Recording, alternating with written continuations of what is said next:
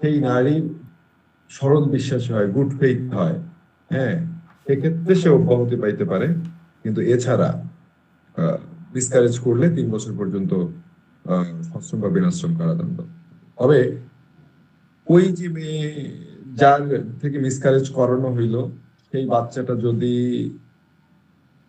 বলছে যে quick with child, মানে হইতেছে যে সাধারণত গর্ভবতী নারীদের দেখা যায় যে আপনার 4 মাসের পরে বাচ্চাদের নড়াচড়াটা বোঝা যায়। তো এরকম ঘটনা যদি ঘটে, তার যদি নড়াচড়া বোঝা যায়, সেক্ষেত্রে যদি সেই বাচ্চাকে যদি গর্ভপাত করানো হয়, সেক্ষেত্রে 7 বছর পর্যন্ত সশ্রম বা বিনাশ্রম কারাদণ্ড এবং অর্থদণ্ড হবে।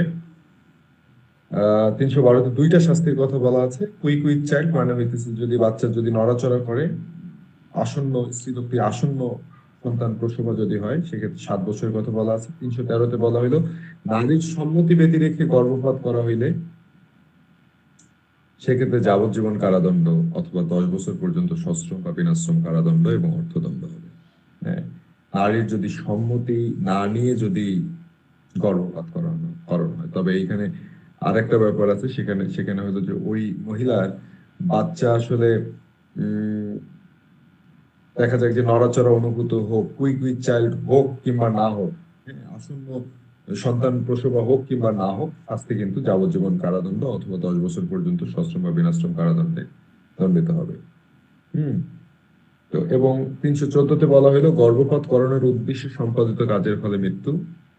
314 গর্ভপাত করানোর উদ্দেশ্যে যদি সম্পাদিত কোনো কাজ হয়, কাজের ফলে দেখা গেছে যে গর্ভপাত করাতে নিয়ে যাওয়া হয়েছে, সেই যার ফলে কি হয়েছে যে ওই মহিলাটা মারা গেছে। গর্ভপাত করানোর উদ্দেশ্যে সম্পাদিত কার্যের ফলে মৃত্যু, এরকম ঘটনা ঘটলে 10 বছর পর্যন্ত সশ্রম বা বিনাশ্রম কারাদণ্ড এবং অর্থদণ্ড। এবং সেটা যদি আবার নারীর সম্মতি ব্যতি রেখে হয়, তাহলে যাবজ্জীবন বা 10 বছর পর্যন্ত সশ্রম বা বিনাশ্রম কারাদণ্ড এবং অর্থদণ্ড। আমার কাছে মনে হয় এখান থেকে একটা প্রশ্ন এবার আসতে পারে। আজকের মতো এই পর্যন্ত।